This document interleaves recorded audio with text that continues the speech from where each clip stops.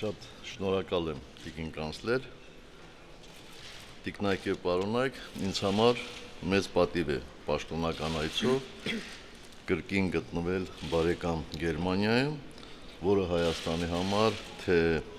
եվրոպական եւ թե միջազգային հարթակներում արժեքավոր բարեկամ է,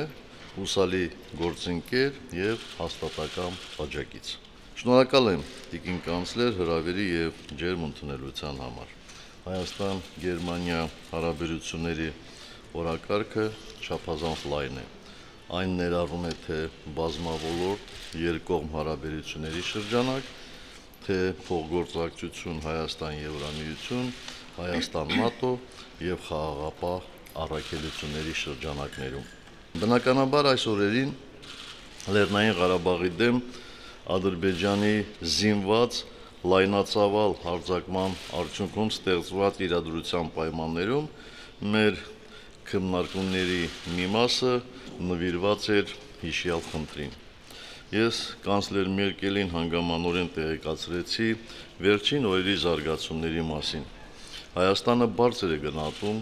ԵԱԿ գերմանական նախագահության աջակցությունը ԵԱԿ Մինսկի խմբի համանախագահների հովանու ներքո ընթացող Ղարաբաղյան կարգավորման գործընթացին։ Դեռևս տարեսկզբին Գերմանիան վերահաստատեց ԵԱԿ Մինսկի խմբի համանախագահների զինադադարի խախտումները հետաքննող մեխանիզմի ստեղծման առաջարկը։ Հայաստանը մշտապես կողմ է եղել դրան, ինչպես նաև որպես վստահության ամրապնդման միջոց կամ կայունություն հաստատող միջոց շփման գծից դիպուկահարներին հետ քաշելու առաջարկներին, սակայն դրանք այդպես էլ չկենսագործվեցին։ Ադրբեջանը կտրականապես դեմ է վստահության հաստատմանն ուղղված միջոցառումներին,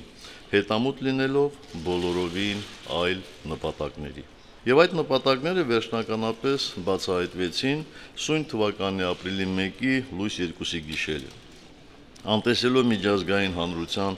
խաղաղությանն ուղղված ավելի քան 20 տարիների ջանքերը, Ղարաբաղ-Ադրբեջան շփման գծի ողջ երկայնքով լայնածավալ ռազմական գործողություններ սկսեցին։ Փաստացի իրականացրեցին զինադադարից ի վեր մասշտաբներով աննախադեպ, նաև խաղաղ բնակչության դեմ ուղղված հարձակում։ Արդյունքում Ադրբեջանը կրկին տարածաշրջանը վերածեց Եվրոպայի անվտանգությանը սպառնացող թեժ կետի։ Ղարաբաղի ժողովուրդը չի ցանկանում պատերազմ, այլ ուզում է պարզ եւ հասկանալի մի բան, որի համար միշտ պայքարել են գաղութացված բոլոր ժողովուրդները։ Նրանք ուզում են ինքնուրույն տնօրինել իրենց ճակատագիրը եւ ազատ կերտել իրենց ապագան։ Նրանք ցանկանում են, որ իրենց երեխաները խաղաղ եւ երջանիկ մանկություն ունենան, ուզում են ապրել ժողովրդավարական պետության մեջ, նրանք այլ ցանկություն չունեն։ Արդեն շուրջ 30 տարի, 1988-ից ի վեր, նրանք ամեն օր ստիպված են պայքարել այդ ազատության համար, ամեն օր ապացուցել այլ ժողովուրդների հետ իրենց իրավունքների հավասարությունը, եւ նրանց իրոք հաջողվեց պարտադրված պատերազմի, ապօրինի շրջափակման եւ փխրուն զինադադարի անվերջ խախտումների պայմաններով անել այդ ուղղությամբ ճիշտ քայլեր։ Միջազգային հանրությունից ակնկալում են նրանք միայն մի բան՝ իրենց այդ իրավունքի ճանաչում։ Այս մասին են պատմել տիկին կանցլերին,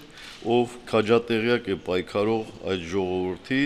նորագույն պատմության մանրամասներին։ Օգտվելով առիթից ցանկանում եմ եւս մեկ անգամ շնորհակալություն հայտնել Գերմանիայի կառավարությանը,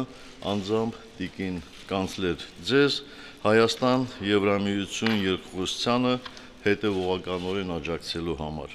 Դա կենսական է մեզ համար, որպես եվրոպական արժեհամակարգի կրող ու հետևորդ ժողովուրդ։ Տիկնայք եւ պարոնայք, Գերմանիան Հայաստանի երկրորդ, իսկ Եվրամիության երկրների շարքում առաջին առևտրային գործընկերն է։ Օրեր անց Երևանում կայանա Գերմանիայի տնտեսական միության ներկայացության բացումը,